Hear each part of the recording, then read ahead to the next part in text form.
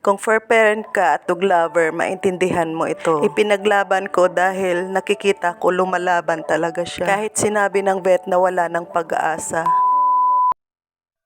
La la la la la la la la la la la. La la la la la la la la la la la. La la la la la la la la la.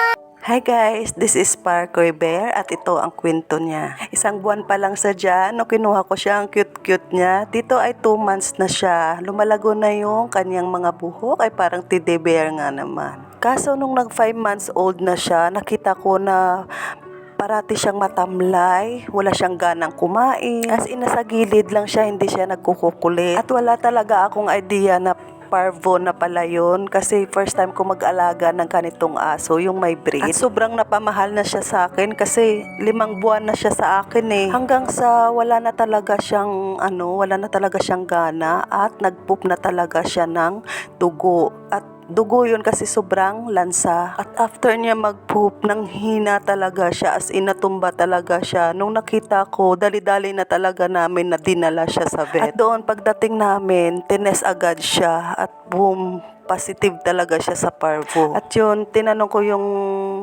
vet na kung ano yun kasi nga wala naman ako idea. Sabi niya virus yun sa mga aso. At sabi niya, bihira yung nakakaligtas sa parvo. Alam niyo, nung narinig ko yun, grabe, yung luha ko, hindi ko na mapigilan. Grabe na yung, naiiyak pa din ako. Grabe na yung iyak ko na, bakit nag 5 months na siya, nagkaganito pa siya. Alam niyo yung sobrang sakit. Kung fur parent kayo at dog lover, maintindihan niyo ako. Sobrang sakit talaga nung narinig ko na hindi siya makakaligtas kasi sobrang tamlay na talaga niya. Pero sabi ko, Dok, anong gagawin? Anong pwede gawin? Tapos ayun, parang may in-inject siya ng mga gamot doon kay Sparkoy. Tapos sabi niya, kakabitan daw ng dextrose, pero hindi yun sure kung makakaligtas ba talaga siya. Sabi ko sa kanya, sige, ikabit mo yung dextrose. Sabi ko, pagkabit ng dextrose, sabi ko, iuuwi ko yung anak ko. Ako na lang po mag-aalaga sa kanya sa bahay. Kasi sa isip ko, kung mawala man siya, at least inalagaan ko siya. At ayun, pumayag naman yung vet, pero from time to time, chine-check niya, tumatawag siya kung kamusta, kung may response o si Sparky. At yan, nung uwi na nga namin siya, yan, tulog lang nga siya ng tulog. At yan, hug nga niya si Teddy Bear at katabi niya parati talaga si Teddy Bear, tinatabi ko sa kanya. At yan, yung dextrose niya, tinaas namin para maganda ang daloy.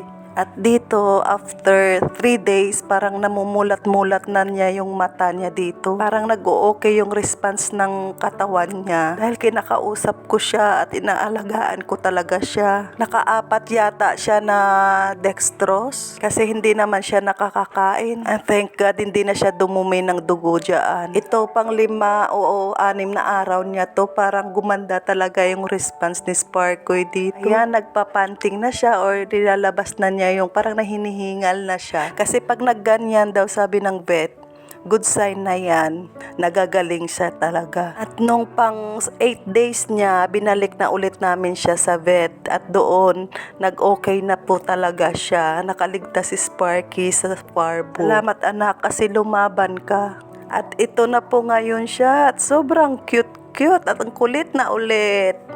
Marami pa tayong pagsasamahan, Sparkoy, at makakagala ka pa sa maraming lugar. Tingnan nyo naman kung paano matuwa ang batuta na yan pag nakalabas. Ang gusto niyan, hayaan mo lang siya. Yung magtatakbo lang siya, yan. Yung mga toys niya, yan.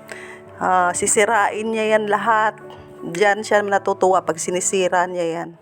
Kung sino man ang nakarelate dito sa kwento na ito, comment kayo sa baba dyan para malaman ko kung paano din nakasurvive yung mga anak nyo. Kasi hindi basta-basta ang parvo, mamamatay talaga ang aso. Pero kung ako sa inyo, iuwi nyo sila, palagyan nyo lang sila ng swero, ng dextrose, at aalagaan nyo sila, mas nararamdaman nila at gustong-gusto talaga nila lumaban pag naramdaman nila na ikaw ay lumalaban para din sa kanila.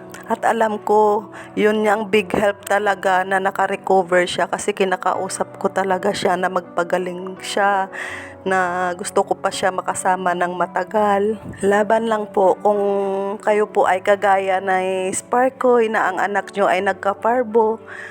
Wag nyo po silang bitawan, ilaban nyo po. At least inalagaan nyo po sila. Kung hindi man po sila makaligtas, at least napadama natin na inalagaan natin sila at hindi tayo nagpabaya. Yan lang, salamat po sa panonood.